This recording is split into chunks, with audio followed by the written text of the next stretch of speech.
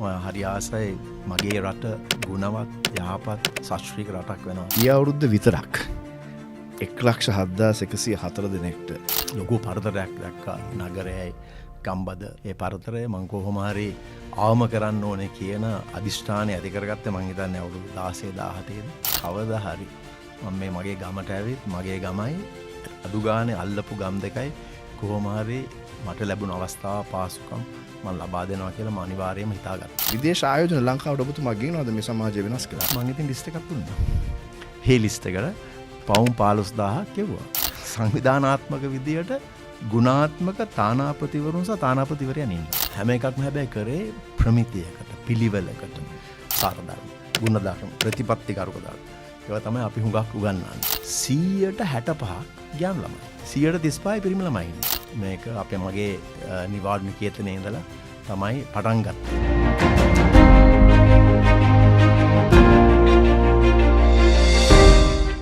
අපේ ශ්‍රී ලංකාවට එක් වූ අනන්‍යතාවයක් තිබෙනවා. නැතිනම් අපි තවමත් ජාති ආගම් ප්‍රදේශ වශයෙන් වෙන් වෙලා පැහැදිලි දර්ශනයක් නැති රටක් හැටියට තවමත් දුක් විඳිනවා. එතනින් වෙන් වෙන්නට නම් අපිට අවශ්‍යයි පැහැදිලි ලාංකික ශ්‍රී ලාංකීය අනන්‍යතාවයක්.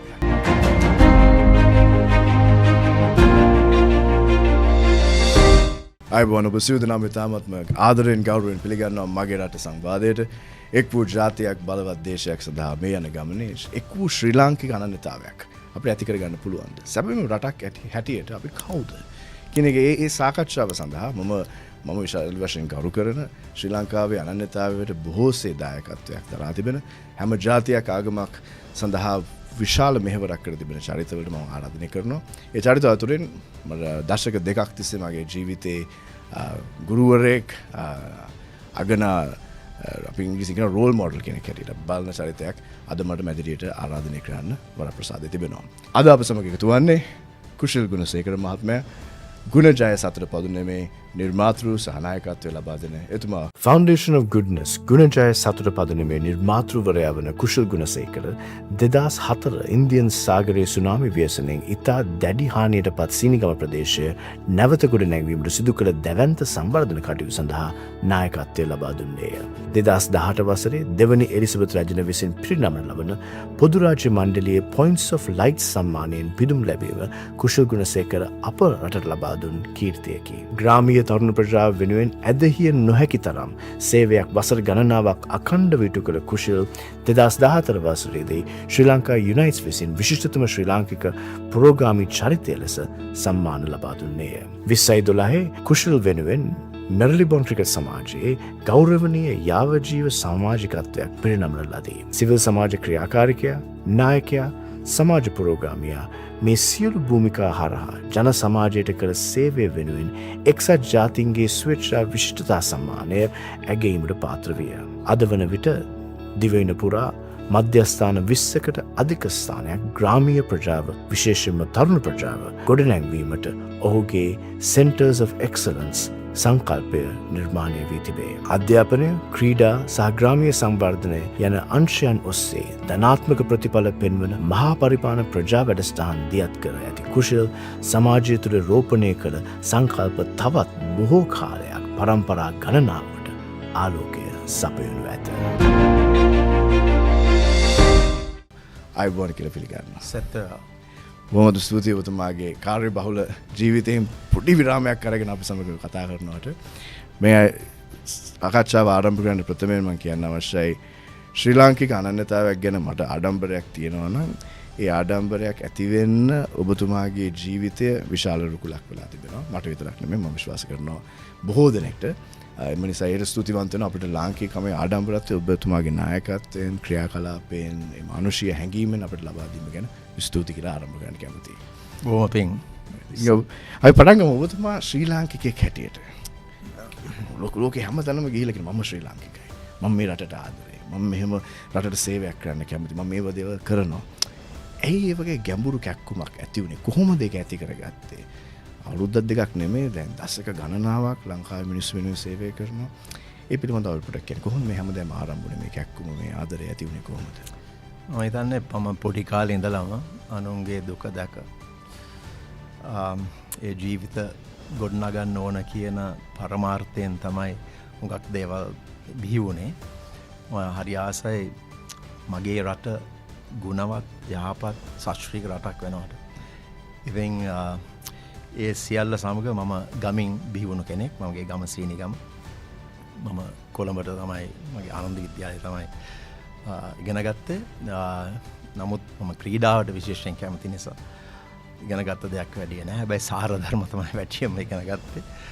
ඉතින් මං ගමට ආපු වෙලාවේ විතරම දැක්කේ ගමේ අය මට වඩා අතිවිශිෂ්ට විදියට කුසලතාවයන් තියෙන පහසුකම් නැති ප්‍රශ්න ඇති සමාජයක් හැටියට මම දැක්කේ.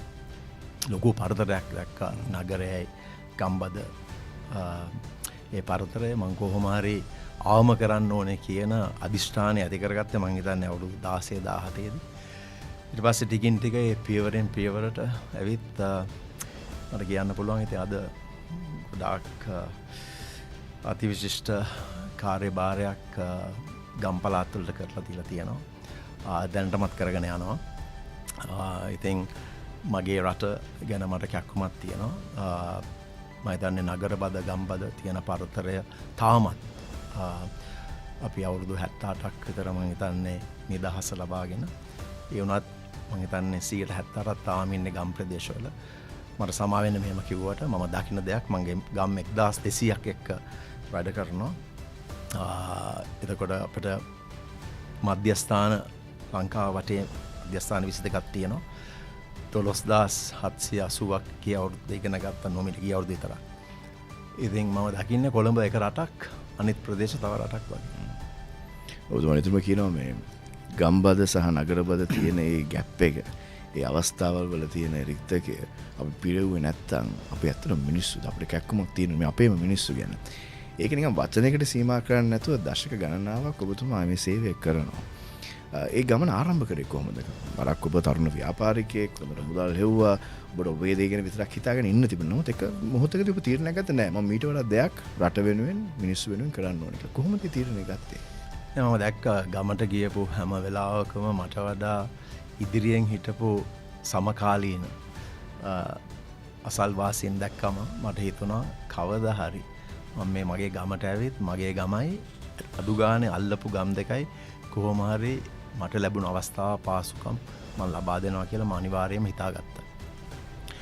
ඒක මගේ ඉතින් මම හිතන්නේ අදිෂ්ඨානය තාමත් පිරිසිදු චේතනාවෙන් මම අදිෂ්ඨාන කරේ කිසිම දෙයක් බලාපොරොත්තු නොවි කිසිම අරමුණක්ට නැතුව අනුකම්පාවෙන් දයාවෙන් කරුණාවෙන් මනුස්සකම පෝසත් කරගෙන තමයි මම හිතන්නේ මම ඒ අදිෂ්ඨානය නැත්නම් ප්‍රාර්ථනාව ඉෂ්ට කරන්න ඕනේ කියලා හරිම කැක්කුමකින් හිතාගත්තේ.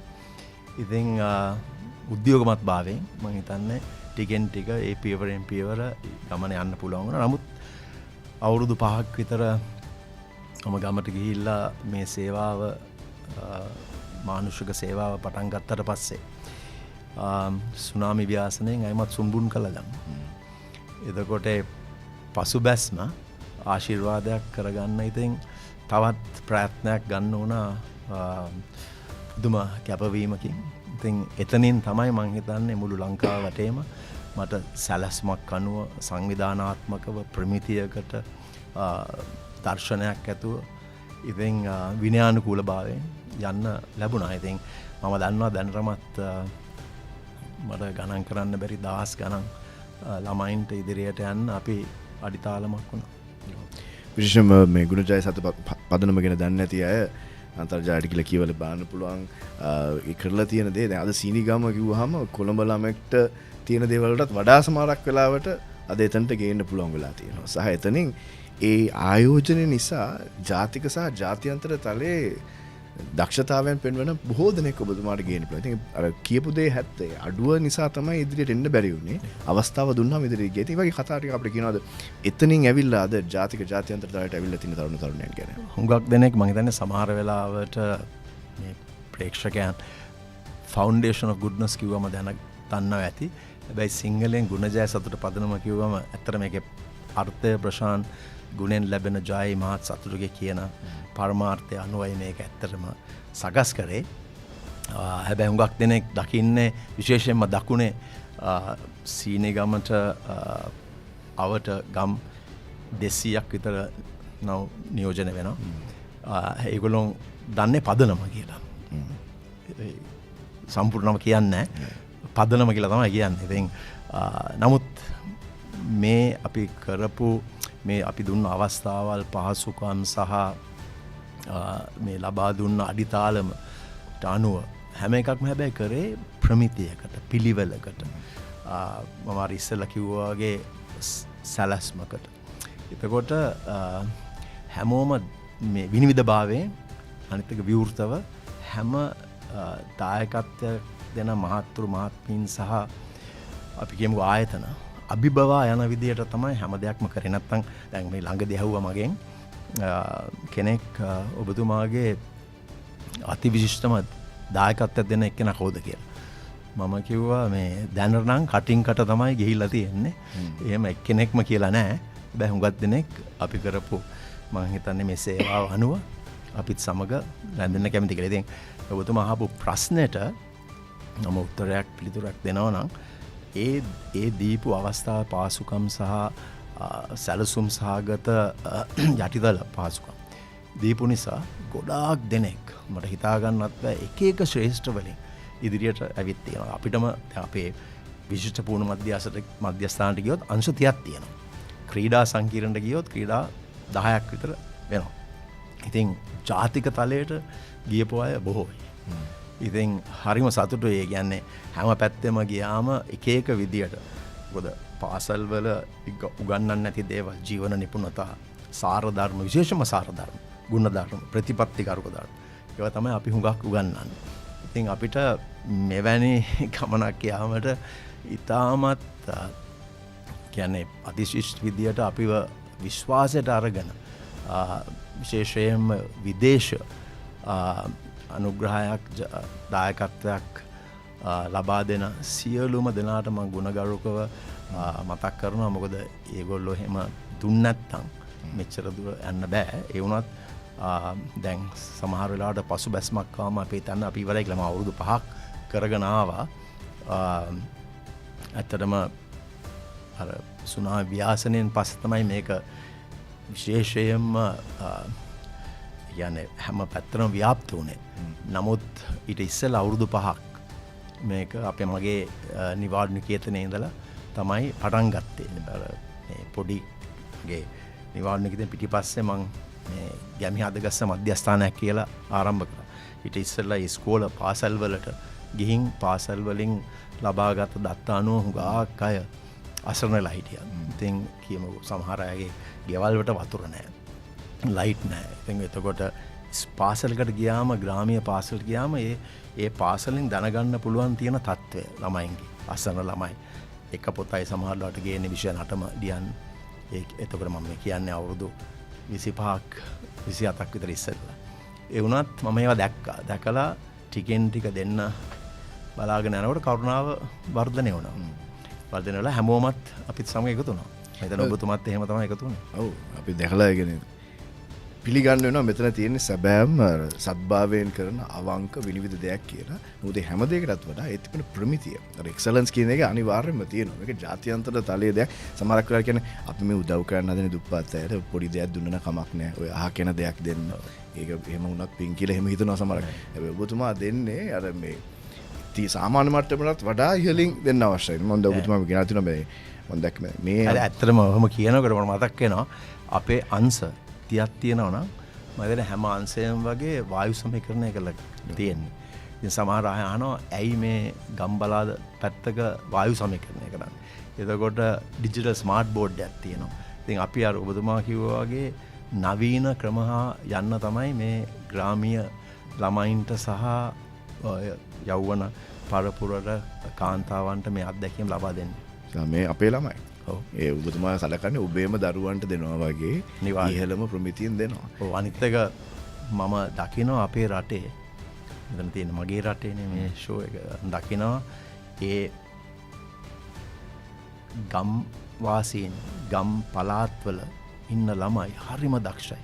මේ ඊයේ පෙරේදත් දැක්කනේ අර යාපනයේක ළමෙක් කොච්චර අමාරුවෙන්ද ඒ පැත්තේ දිස්ත්‍රික්කේ පළවෙනි රෑන්කින් එකට ආවේ. ඉතින් ඒ වගේ හරිම දක්ෂයි. අපේ ඇත්තටම අපේ ශ්‍රී ලාංකිකයන් හරිම දක්ෂයි. අර විශේෂයෙන්ම ප්‍රශ්නයක් තියෙන්නේ ප්‍රශාන්ත් ඉංග්‍රීසියෙන් කතා කරන්න බෑ. නමුත් ලියන්න පුළුවන් කියවන්න පුළුවන්. ඒකට ලැජ්ජයි.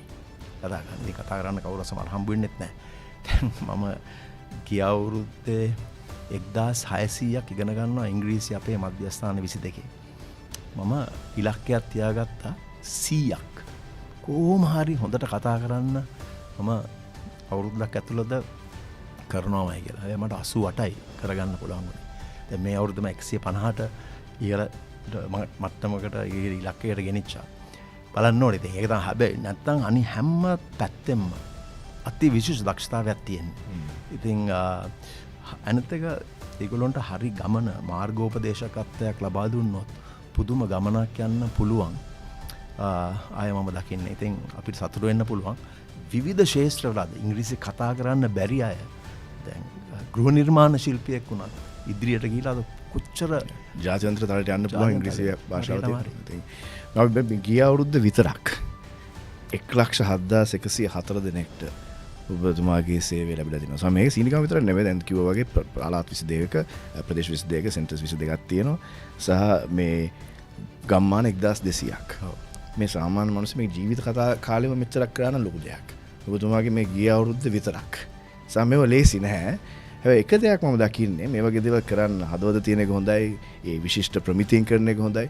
නමුත් ඔබතුමාගේ ආයතනයේ තියෙන විනිවිදභාවය සහ අර වෘත්තිමය භාවයක් තියෙන නිසා ලෝකයේ ඉහළ ධනවතුන් පවා බය නැතුව සල්ලි දෙනවා මේ වැඩේ කරන්න කියලා.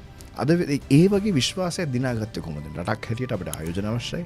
රටක් හැටියට අපිට මේ වගේ ධනය රටට ගේන්න ඕනේ. නමුත් ඔබතුමා තනියම මේ වැඩසටහනෙම ගේනවා සමහරවිට අපිට රජයක් ගේනවට වඩා. ඒ කොහොමද එහෙම කරන්නේ? කොහොමද මේ වෘත්තිමය භාවයේ විනිවිදභාවය ඇති කරගන්නේ කොහොමද? දැන් අවුරුද්දකට කීයක් විතර විදේශ ආයෝජන ලංකාවට ඔබතුමා ගේනවද මේ සමාජය වෙනස් කරලා? කෝටි 60ක් විතර එක අවුරුද්දකට. ඉතින් ඊට අමතරව මම කියන්නම් හොඳ උදාහරණයක් මේ ඔබතුමා අහපු ඒ ප්‍රශ්නෙට. දැන් මේ ළඟදී දැන් අපිට ක්‍රීඩාංගන දෙකක් තියෙනවා. එකක් සීනගම එකක් හික්කඩුවේ. ඒතකොට සීනගම ක්‍රීඩාංගනය ලබා දුන්නේ සරේ ප්‍රාන්තයෙන්. හික්කඩුව මට ලබා දුන්නේ MCC ලෝඩ්ස් ක්‍රීඩාංගනයෙන් ලබා දුන්නේ. ඉතින් මේවා ඒ ලබා දුන්න දවසට මම හිතන්නේ වඩා හොඳට ප්‍රමිතියකට අපි නඩත්තු කරගෙන ඉල්ල තියෙනවා. ඉතින් අපි මාසයකට සැරයක් මේ සංගරාවක් නිකුත් කරනවා. එතකොට මේ සංගරාව දැකලා සරේ ප්‍රාන්තයෙන් මට දුරකථන ඇමතුමක් ආවා. එතකොට දුරකථන ඇමතුමක් දීලා මට කිව්වා ඒ සරේ විධායක නිලධාරිතුමා ඔබතුමාට දැන් අවුරුදු 19කට විතර ඉස්සෙල්ලා දීපු ක්‍රීඩාංගණයටත් වඩා හොඳ ක්‍රීඩාංගනයක් අද දකිනවා. ඒක නිසා ඔබතුමාට අවශ්‍ය වෙන්නේ මොකද්ද මේ ක්‍රීඩාංගනේ තවත් ඉදිරියට නඩත්තු කරගෙන යන්න. මම ඉතින් ලිස්ට් එකක් දුන්නා. මේ ලිස්ට් එකට පවුම් 15000ක් ගෙවුවා. ඉතින් ඒ කියන්නේ අපි කරන විදියක් තියෙනවානේ. ඒ කරන ක්‍රමවේදයක් තියෙනවානේ. ඒක පරිත්‍යාගයක් දුන්න කෙනෙක්ගේ එයාගේ බලාපොරොත්තු අධිෂ්ඨාන අභිබවා ගියන් පස්සේ අපිට මං හිතන්නේ අවශ්‍යතාවයක් තියෙනවා කියලා ගිහිල්ලා ඉල්ලන්න අයිමත්. ඒක අපේ වගකීම සහ යුතුයකම රැකගෙන අපි ඉදිරියට යන එක තමයි ඒගොල්ලන්ට දකින්නේ මෙයාට තවත් අපි උදව් කරන්න ඕනේ කියන එක. සම්මිත ලෝඩ්ස් ක්‍රිකට් ක්‍රීඩාංගනේ ෂේන් වොන් ජීවතුන් අතර ඉන්න ෂේන් වොන්, ඉයන් බෝතම්, බ්‍රයන් ඇඩම්ස්, ස්ටීව් වෝ මේ විශාල චරිත. හැබැයි ඒ චරිතවලට අපේ ලංකාවේ හිටපු ආණ්ඩු ගැන විශ්වාසයක් නැහැ, ආයතන ගැන විශ්වාසයක් නැහැ. නමුත් ඔබතුමා නිර්මාණය කළ තියෙන මේ ආයතන ගැන විශ්වාසයක් සහ ඒගොල්ලෝ අනිත් අයට කියලා කියනවා. මමත් ජාත්‍යන්තර විවිධ තැන් වලට යනකොට කුෂල් ගුණසේකර කියන නම කියද්දි ෆවුන්ඩේෂන් ගුඩ්නස් නම කියද්දි දැන් අවුරුදු 20ක් විතර ඔබතුමා මම දන්නවා. කිසිම කෙනෙක් කවදාවත් කියන්නේ අපිට රිසිට් එකක් හම්බුන්නේ අපි දන්නෙත් නැහැ මොනවද උනේ කියලා, වැඩක් වෙනවද මොනවද වෙන්නේ, එහෙම නැහැ. ඔබතුමාට පැය 24න් රෙස්පොන්ඩ් කරනවා. ඊමේල් එකක් දැම්මා. රිසිට් එකක් හම්බ රුපියල් 5000ක් දුන්නත් රිසිට් එකක් හම්බ වෙනවා. අප්ඩේට්ස් එනවා. අද මට පවා තාමත් අප්ඩේට්ස් එනවා මොකද වෙන්නේ කියලා. දැන් මේක අපි සාමාන්‍ය ලංකාවේ නොදකින්න ප්‍රමිතියක්. කොහොමද ඒක ඇති කරගත්තේ? කොහොමද මේ දෙයක් මෙහෙම දෙයක් කරන්න ඕනේ කියලා හිතුවේ මේ විදිහට වැඩේ යන්න ඕනේ කියලා. ඔබ කරන දේ හරියටම කරන්න එපා.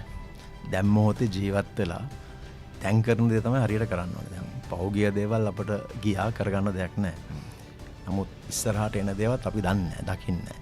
නමුත් දැන් මොහොතේ කරන දේ හරියටම කරා මම හිතන්නේ ඒක හරි බලවත්. ඒක හරියට යම් කිසි කෙනෙක්ට මේ දිරිමත් ගැන්වීමක් වෙන විදියක් තමයි දැන් ඔබතුමා කතා කරේ. ඉගෙන අපේ තියෙනවා යම් කිසි ප්‍රමිතියකට පිළිවෙලක් තියෙනවා. ඒ පිළිවෙල අනුව යනකොට සමහර අය මට කියලා තියෙනවා මේක හුඟක් තොරතුරු වැඩි කියලා. නමුත් ඒකත් ආශිර්වාදයක් කියලා මම හිතන්නේ. මොකද එහෙම අපි පිරිසුදු චේතනාවෙන් කරන්න ඕනේ. කිසිම අරමුණක් නැතුව මම ඉස්සෙල්ලා කිව්වා වගේ මනුස්සකම පෝසත් කරගන්න ඕනේ. මනුස්සකම පෝසත් කරනකොට විශ්වෙනොත් හුඟක් අය අපිත් එක්ක සම්බන්ධ වෙනවා. එකට යන ගමනක්සේ හැමෝම සම්බන්ධයි. ඉතින් දැන් අපි දන්නවනේ අපේ රට ගත්තම මේ යන රටාව ඉච්චරම මම දකින්නේ නැහැ. මේ එන්න කොහොමඩත් ප්‍රශ්න වැඩි වෙලා තිබුණේ. ඉතින් අර අපි දකිනවා අපි ගම්වල වැඩ කරන නිසා අපි දකිනවා ගම්වලට ඒ දෙන්න සුදුසු දේවල් අපෙන් ඉල්ලන එකක්. අපි ඉල්ලන්න නැතුව කරන එක තව එකක්. ඉතින් අපි මම ඉස්සෙල්ලාම පටන් ගත්ත අනුන්ගේ දුක දැක උණුවන හදවතක් ඇති වුණාම ඒව ගැන අපි බලනවා. දැන් මේ මම උදාහරණයකට ගන්නම්. දැන් ඩිට්වා. ඒ කියන්නේ සොලිසෝගෙන් පස්සේ අපි මං හිතන්නේ 12600කට උදව් කරා. සුමාන 5කින්. මම ඇත්තටම මම සැලසුම් සාගත කරගත්තේ 2500. හැබැයි 12500කට යන්න පුළුවන් වුණා. සුමාන 5ක් ඇතුළත ඒගොල්ලෝ නැවත ගෙවල් වලට ආවම මාසයක් කන්න වේලි ආහාර ද්‍රව්‍ය ලබා දෙන්න පුළුවන් වුණා. ඒ කියන්නේ ඒකෙත් ප්‍රමිතියකට අපි හරියටම මිම්මක් අරගෙන බලලා හරියටම මාසයක් 4 දිනෙකට කන්න පුළුවන් විදිහට තමයි ඒකත් සකස් කරේ. අපේ අර විශේෂයෙන්ම 22ක් මධ්‍යස්ථාන තියෙනවානේ. රටේටම. ඉතින් ඒ වගේ දෙන්න පුළුවන් විගහට. නුවරද දැන් උඩරට පළාතේද අපි කොහොම මධ්‍යස්ථාන තියෙනවනේ ගොඩක්. ඉතින් ඒක නිසා එහෙම දෙනවා. මම දැන් ඊට පස්සේ දැන් අපි ඉස්කෝල 8ක් අලුත් වැඩියා කරන්න පටන් ගත්තා. අලුත් වැඩියා කරන්න පටන් ගත්තාම ඉතින් ඔබතුමා කිව්වා වගේ අපිට වැසිකිළිද කාමරද පන්ති කාමරද ඒවා අපිට කරලා දෙන්න පුළුවන්. නමුත් අපි බැලුවා ඉස්කෝල 8ක. ඉස්කෝල 8ේම එකම පාසලකවත් තොරතුරු මධ්‍යස්ථාන IT අංශයක් නැහැ. ඉතින් මේක හරිය කුතුහලයක්. මට මේ කාලේ එවැනි දෙයක්වත් ලබා දෙන්න බෑයි කියනවා කියන්නේ ලබා දෙන්න බැරි වුණ එක ගැන මට හරි දුකක්. මාත් එක්ක තරහ වෙන්න පුළුවන් ගොඩක් අය. නමුත් ඒකේ මට ප්‍රශ්නයක් නෑ. මම වයසට ගිහිලානේ තියෙන්නේ. ඉතින් ඒක නිසා මම කරගන්න බය වෙන්න ඕනේ. කරගන්න දේ මම කොහොමදත් කරනවා. මොන අභියෝගය ආවත්. ඉතින් ඒක මට නෙවෙයිනේ කරන්නේ. මම ළමයින්ට කරා. ළමයින්ගේ අනාගතයේ සුරක්ෂිතභාවය බලලා තමයි කරන්නේ. එතකොට ඒ ළමයින්ට දැන් අඩු ගානේ ඉන්න සංඛ්‍යාවත් එක්ක කම්පියුටර් 5කුත් 10ක් අතර අපි හදනවා පරිගණක අංශයක්.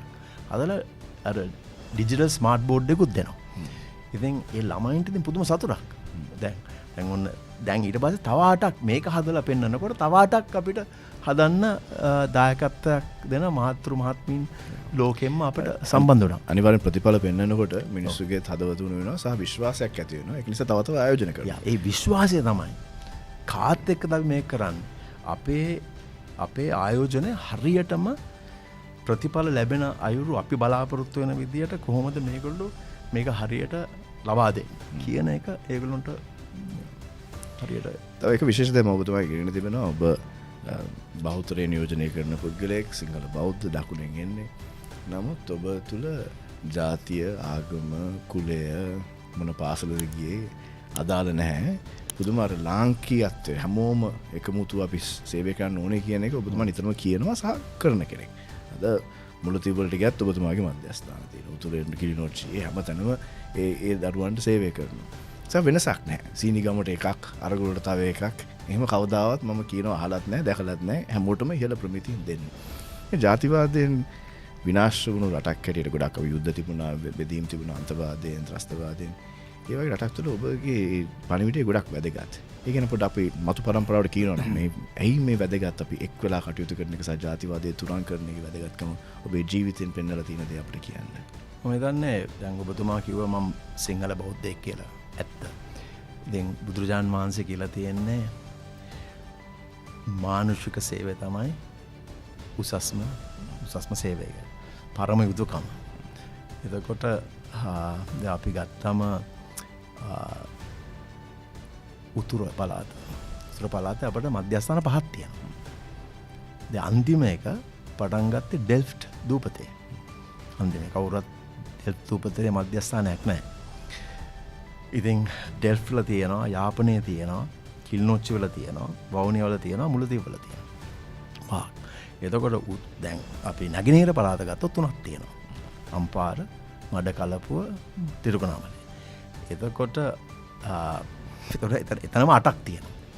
ඒ 8න් 2500ක් 3000ක් හැම අවුරුද්දෙම ඉගෙන ගන්නවා. ඉතින් දැන් අපි අවුරුදු මං හිතන්නේ 10කටත් වඩා ඒ සේවය ලබා දීලා තියෙනවා. ඉතින් හරිම සතුටුයි. ඉතින් ශ්‍රී ලාංකිකයෙක් හැටියට හැමෝටම උදව් කරන්න තියෙන එකක් නේ. අපේ කිසිම අරමුණක් නැහැ මේ ජාතියට හෝ කුලයට හෝ හැමෝම එක එකව කියයි. අපිට ප්‍රශ්නයක් නැහැ. මොකද අපි ආදර්ශමත්ව හැම පළාතෙම එක විදියට හැමෝටම සේවය කරන්න තමයි මනුෂ්‍යකම කියන්නේ, මානුෂික සේවය කියන්නේ හැමෝටම එක විදිය සේවය කිරීම නේ. ඉතින් ඒක ප්‍රශ්නයක් නෑ. මම එක පැත්තක් උදව් නොකර තා පැත්තක් උදව් කරන එක ප්‍රශ්නයක් වෙනවා. නමුත් අපි හැමතැනම ඉන්නවා කියපු දැන් මම කියන්නම් ප්‍රශාන්ත්, ඒකත් හරි අද්විතීය දෙයක්. මගේ සීනගම නිවාඩුනිකේතනය මම සුනා ව්‍යාසනයෙන් පස්සේ මම පරිත්‍යාග කරා. පරිත්‍යාග කරාට පස්සේ දැන් මේ කියන්නේ එතන මධ්‍යස්ථාන තමයි විශිෂ්ට පුහුණු මධ්‍යස්ථාන. ඒකත් එකක්. ඒතකොට ඒක තමයි 22ක් වෙන්නේ. නමුත් අනිත් 21 ගත්තොත් අනිත් 21කින් 12ක් මට ඇවිල්ලා පරිත්‍යාග කරා. 12ක්. නික හිතා ගන්න. ඒක හිතා ගන්න බලන්න. ඉතින් එහෙම කියන්නේ පරිත්‍යාග ගුණය හරි බලවත්. ඉතින් හුඟක් දෙනෙක් ඒක දන්නේ නැතුව ඇති සමහර වෙලාවට. හැබැයි තියෙන මට්ටම අනුවටත් වඩා පරිත්‍යාග කරන්න මම නිතරම කැපවෙලා ඉන්නවා.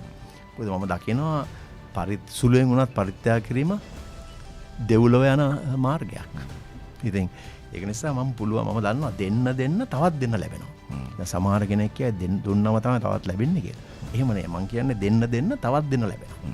ඉතින් ඒක නිසා මට හරි සතුටුයි. එක හා සමාන දකුණද, උතුරද, නැගෙනහිරද, බටහිරද හැමෝටම එක විදියට එක හැන්දෙන් තමයි බෙදන්නේ. ඒක තවත් අර අපි ඉස්සර සමරන ශ්‍රී ලාංකික ගුණාංගයක්. අපේ ආගන්තුක සත්කාර අපි මිනිසුන්ට ඉතාමත්ම උවමනාවෙන් උපකාර කරනවා. අපි ඒක වැඩි වෙන්න මම දවසක් ආසේ දකින්න ශ්‍රී ලංකාවේ මුළු ලෝකෙටම අපිට දායකත්වයක් වෙන්න පුළුවන්. අපි තාම අපිට සහන ලැබෙන කල් ඉන්න ඔබතුමාගේ ක්‍රියාදාමයේ වගේ අපිට රටක් හැටියට යන්න පුළුවන්. අනිත් එක මම හිතන්නේ මෙත්සිතින් යන එක තවත් බලගතුයි. හැමෝටම මෛත්‍රී සිත. අනිත් එක උපේක්ඛා සහගතව. දැන් මම සිංහල බෞද්ධයෙක් හැටියට පිළිපදින එක පාරමිතාවක් තියෙනවා විශේෂයෙන්. නෙක්ඛම්ම පාරමිතාව. මේ නෙක්ඛම්ම පාරමිතාව කියන්නේ මොම පරාර්ථයෙන් යුක්ත නිර්වෝල් මනසක් ඇති අර්ථවත් දේ පරිත්‍යාග කරන අනුන්ගේ දියුණුවට කැමති වූ කෙනෙක්. ඒක තමයි අමාරුම දේ. අනුන්ගේ දියුණුවට කැමති වූ කෙනෙක්. ඉතින් ඒ වගේ පාරමිතාවන් පුරාගෙන ඉදිරියට යනකොට තවත් විශ්වයෙන් අපිට ලැබෙන්න තියෙන දේවල් මම හිතන්නේ මම අත්දැකීමෙම කියන්න පුළුවන් එහෙම ලැබිලා තියෙනවා. සමහර ලාවට යුද්ධයක් එනකොට අපි හිතන්නේ හරි අමාරුයි. මේ කාල සීමාව ඇත්තටම අමාරුයි නේතරම්. නමුත් ඒ කරගෙන යන විදියට අපිට මේ මධ්‍යස්ථානවල ඉගෙන ගන්න ඇරෙන්න අපිට ඉල්ලීම් 150ක් විතර යනවා ලංකාවෙන් මාසෙකට. එක අංශවලින් බොහොම සමහර ඒවා මරණාසන්න. ඉතින් අපි ඒවටත් කීයක් හරි ලබා දෙන්න තමයි හදවතේ තියෙන්නේ. අර දෙන්නට කැමති පුරුද්ද උනම් පස්සේ අපේ රටවැසියන් බලා ගන්න කොහොම හරි අපි උත්සාහ ගන්නවා. විශේෂම කාරණා දෙකක් ගැන කතා කරන්න අවශ්‍යයි. අපි අවසන් කරන්න ලඟ වෙන අවස්ථාවේ පළවෙනි දේ අපිට දැන් ගොඩක් තරුණ පරපුරේ අය වුන් උත්සාහයක් දරනවා මේ රටේ හිටියොත් අපිට හරියන්නේ නැහැ. අපි යනවා. රට දාලා යනවා. මේ මෙතන තමයි බලාපොරොත්තු වෙන්නේ නැහැ කියන එක. නමුත් දක්ෂයෝ අවශ්‍යයි ලංකාව තුළ ඉතල රට දියුණු කරන්න. රට ගැන කැක්කුම සම අපි ගැන විතරක් හිතලා හරියන්නේ නැහැ. අපිට යමක් දෙන්න අවශ්‍යයි. ඒ වගේ තරුණෙක්ට ඔබ දෙන උපදෙස් කොහොමද? කොහොමද මෙතන ඉඳගෙන රටට යමක් කරලා තමත් දියුණු වෙලා එහෙම කරන්න අවශ්‍ය ඇයි සහ කොහොමද ඒ වගේ කෙනෙක්ට ඔබ දිරි ගන්නන්නේ මේ මොහොතේ? මේ ප්‍රශ්නේ තියෙන්නේ හුඟ දෙනෙක් දකින්නේ අපි කොළඹට ආවොත් අපිට ජයග්‍රහණයක් ලබන්න පුළුවන්. ගමේ ඉඳලා ඒ ජයග්‍රහණ ලබන්න බෑ. අන්න ඒ වගේ. හැබැයි එක පැත්තකින් බලුවම ඒකත් ඇත්ත. මොකද හුඟක්ම දෙනෙක් කොළඹට ආවස් දැන් මමත් ඉන්නේ කොළඹනේ. මම ගමට යනවා. සුමාට සැරයක් ගිහිල්ලා මගේ වැඩ කටයුතු කරනවා. මමත් කොළඹනේ පදිංචි. මමත් ඇත්තටම මෙතෙන්ට යන්න පුළුවන් වුණේ කොළඹට ඇවිල්ලා. ඉතින් හුඟක් දෙනෙක් හිතන්නේ දැන් අපි කියමුකෝ තිස්ස මහරාමෙන් හරි ඊටත් කතරගම කියමුකෝ නැත්නම් කිල්නොච්චි. ඒගොල්ලෝ කොළඹට ආවම දකින්නේ වෙන ලෝකයක්. ඒතකොට ඒගොල්ලෝ හදාගන්න හරි. කොළඹට තමයි එන්න ඕනේ. නැත්තම් පිටරට යන්න. අපේ ගම්වල ඉඳලා මේක කරගන්න බෑ. නමුත් දැන් මම දකින දෙයක් මම කරපු දෙයක් කියන්න. අපි අපේ තියෙනවා මගේ මධ්‍යස්ථානයේ ඒ සේවාවක් තියෙනවා. අර බාහිර කටයුතු කරන සේවාවක් කියමුකෝ දැන් ජොන් කීල්ස් ගත්තම අපි ඒගොල්ලොන්ගේ සුපර් මාකට් ඉන්වොයිසස් හොටෙල් ඉන්වොයිසස් එතකොට බැංක් රිකන්සිලියේෂන් ඒවා ඔක්කොම අපි තමයි කරන්නේ. දැන් සිනර්ජන් හෙල්ත් කෙයාර් ගත්තමත් ඒගොල්ලොන්ගේ ඒ කියන්නේ රක්ෂණ සේවාවන් එතකොට සහ ඒ නිරෝග ආරෝග්‍ය ඒ තියෙන තත්ත්වය ඒවා ඩේටා ඔක්කොම අපි තමයි සකස් අපේ ගර්ල්ස් 16 දෙනෙක් තමයි සකස් කරන්නේ. හැබැයි ඒගොල්ලෝ ඉන්නේ ඒගොල්ලෝගේ ගම් පළාතේ ඉඳලා. ඒතකොට දැන් කොළඹට ආවනම් ඒගොල්ලන්ට ඉතුරු කරගන්න බැරි වෙනවා. ඒක නිසා අපි පුළුවන් තරම් බලන්න ඕනේ ඇත්තට මේ සිතුවිල්ල එන්නේ ඒ පළාත් තාම ඒ විදිහට තියෙන නිසා. සමහර පළාත් දිනුලා තියෙන ගැත්ත. හැබැයි අපි සමානත්වයක් ගත්තොත් එහෙම තාම ඉතින් අපි ගිහලා බලමුකෝ අපේ පාසලකට යන්නකෝ දුෂ්කර පළාතක. තාම හරියට ඒ පාසලක් සකස් කරගන්න බෑනේ. ඉතින් ඒ වගේ වෙලාවකට ඇත්තටම එහෙම හිතන එකත් අසාධාරණයක් නෙවෙයි. හැබැයි අපි ඒගොල්ලොන්ට දෙන්න ඕනේ මේ වගේ දෙයක් කරගන්න තමන්ගේ ජීවිතය තමන් හදාගන්න මේ විදියට කරන්න කියලා. ඒක අපි දැන් මෙතන ආප්ප කඩයක් දැම්ම ඊළඟ කඩයත් ආප්ප. ඊළඟ කඩේත් ආප්ප. හැබැයි වෙනස් විදියට කරන්න කවුරුවත් බලන්නේ නැහැ. අන්න ඒ වගේ. ඉතින් අපි අර ව්‍යවසායකයෙක් වෙන්න අපි ඒගොල්ලොන්ට ඒ වාතාවරණය සකස් කරලා දෙන්න ඕනේ. ඉතින් එහෙම තමයි කරන්න ඕනේ. අපි මෙහෙමයි. ඒ හැම දෙනාගේම කැපවීමක් තියෙනවා. දැන් තව කතාවක් මට දැන් මතක් වුණා. දැන් අපේ මධ්‍යස්ථාන 22ක් තියෙනවානේ. 12880ක් ඉගෙන ගත්තා ගිය අවුරුද්ද සම්පූර්ණ. 165ක් ගෑනු ළමයි. 135යි පිරිමි ළමයි ඉන්නේ. දැන් මම දැක්ක තවත් ටිකක් බහිනවා. දත්ත ගත්තන් පස්සේ. ඉතින් මම මේ බලන්නේ මොනවද වෙන්නේ කියලා මේ පිරිමි ළමයි. හරි. ඒ පිරිමි ළමයින්ට අර T20 එකක් වගේ විගහට සල්ලි හොයන්න ක්‍රමවේදයක් තමයි බලන්නේ. හැබැයි ගෑනු ළමයි පුළුවන් තරම් ඒගොල්ලොන්ගේ හරිම මානසිකයෙන් කැපවීම උද්‍යෝගමත්භාවයෙන් ඉතාමත් තමන්ගේ යෝනිසෝ මනසිකාරය සිහි බුද්ධිය ඇත්තටම ඉගෙන ගන්න පුදුම ප්‍රයත්නයක් දරන්නේ. ඉතින් ඒ වගේම තමයි ක්‍රීඩාවලටත් දැන් එන්න කාන්තාව දැන් ක්‍රිකට් ක්‍රීඩාවේ අපේම ඉන්න අපි මේ අනුග්‍රහයක් දෙන දායකත්වයක් දෙන ඉස්කෝලේ තමයි දේවපති රාජ කියන්නේ. දේවපති රාජගෙන් මම දන්නේ දැන් කාන්තාවන් 25කටත් වැඩිය ලංකාව නියෝජනය කළා දෙනවා. දැන් මේ වකවානුවේ ගත්තත් ඕස්ට්‍රේලියාව යන කාන්තාවන් 3 දෙනෙක් යන්නේ දේවපති රාජ under 19 as 19 පාල්. තව ඉස්කෝලේට අපි දායකත්වයක් දෙන මාතර එතනත් ඉන්නවා එක්කෙනෙක්. එතකොට ඒ ඔක්කොම ගත්තම දැන් හුඟක් දෙන දැන් බලන ක්‍රීඩාව මම දන්නවා දැන් ක්‍රීඩිකාවන් ඇවිල්ලා තියෙනවා මේ ක්‍රිකට් ක්‍රීඩාවෙන් පුදුම විදියට ඉස්සරහට ඇවිල්ලා තියෙනවා. ඉතින් ඒ වගේ හැබැයි Taman බලන්න Taman ගමත් හදාගන්න. දැන් මම ගමට ගියේ මේ ළමයින්ට පුළුවන් තරම් ඉහළ මට්ටමකට යන්න ප්‍රමිතියක් හදලා දෙන්නනේ. මාර්ගයක් හදලා දෙන්නමයි ගියේ. ඉතින් දැන් තොරතුරු තාක්ෂණය මැද්දේ මැදිහත් තොරතුරු තාක්ෂණයෙන් පුළුවන් වෙන්න ඕනේ ඒගොල්ලොන්ගේ පසුබිම හදාගන්නත් පුළුවන් වෙන්න ඕනේ. ඉතින් software engineers ලද ගොඩාක් අපෙන් ගිහිල්ලා තියෙනවනේ ඉදිරියට. ඉතින් ගමක ඉන්න සමහරලාට එනවා මමත් ඇවිල්ලා කියනවා නෑ මමත් යන්න ඕනේ කොළඹට. ගිහිල්ලා මමත් පෙන්නන්න ඕනේ. කියලා සමහරට ගම අතහැරලා යනවා. ගමට එන්නේ නැහැ. ඉතින් හැබැයි ඒක තමයි දැන් වැඩේ තියෙන. මමත් ගමට යනකොට මගේ අම්මත් මට කිව්වා ගමට යන්න එපා කියලා. හරි. ඉතින් ඒ වගේ වෙනවා. හැබැයි මම ගිහිල්ලා වෙනසක් කරන්න ඕනේ කියන පරමාර්ථය තමයි කියේ. ඕක හරි බැලන්ස් එකක් තියෙන්න ඕනේ. තමන් කැප වෙන්නත් ඕනේ. තමන් ව්‍යවසායකයෙක් වෙන්නේ කොහොමද? නැත්තම් මං ඉංජිනේරුවෙක් වුණොත් කොහෙද මට රැකියාවක් හම්බ වෙන්නේ? ඒ වගේ ප්‍රශ්නක් තියෙනවා. නමුත් මම කියන්නේ ඉතින් තමන්ගේ ඉගෙනීම එකක්. ඉගෙන ගන්න ඕනේ. අධ්‍යාපනය ඉතාමත් අත්‍යවශ්‍යයි. හැබැයි අධ්‍යාපනයත් සමග සාර ධර්ම, ගුණ ධර්ම, ප්‍රතිපත්ති ගරුක ධර්ම සමග ගියේ නැත්තම් එයා අසරණ වෙනවා. ඒ අවසාන වශයෙන් අපි මතු පරපුරට ඔබතුමා උපදේශයක් දෙනවා. සවිශේෂම ඔබතුමා කිව්වා සිංගප්පූරිනුත් යමක් ඉගෙන ගත්ත කියලා ඕන්ගේ දරුවන්ව කොහොමද ඒගොල්ලෝ රට ගැන කැක්කමක් ඇති කරන්නේ කියලා. සා ඔබතුමාත් ඔබගේ සාර ධර්ම පාඨමාලාවක් තියෙනවා. මේක මතු පරම්පරාවට කියලා දෙන්න පුළුවන් නම් මේකට පුළුවන් ජයග්‍රහණ ලබා ගන්න. ඒක පිළිබඳව අපිට ඇත්තටම මට දැන් ඒක කියනකොට ප්‍රශාන්ත් මතක් වුණේ දැන් ඕනම පන්තියක 1 2 3 ඇත්තටම හොයාගන්න පුළුවන් ලේසියෙන්. ඒ කියන්නේ අධ්‍යාපනයේ පැත්තෙන් ඉදිරියට යන 1 2 3 නිතරම හොයන්න පුළුවන්. එහෙමනේ පන්තිය වැටෙන්නේ 1 2 3. දැන් අපි තියෙනවා සංකල්පයක්. අපි සාමාන්‍යයෙන් ගොඩක් දේවල් කරන්නේ පාසලේ නොකරන දේවල්. අපි හැම පන්තියෙම අපි හොයන ගුණාත්මක තානාපතිවරයෙක්. නැත්තම් තානාපතිවරයක්. ගුණාත්මක පැත්තේ goodness ambassador කියලා අපි හොයාගෙන එක්කෙනෙක් හදා. ඒතර අපිට ගොඩාක් නිකන් ලොකු සංවිධානාත්මක විදියට ගුණාත්මක තානාපතිවරුන් සහ තානාපතිවරයන් ඉන්නවා.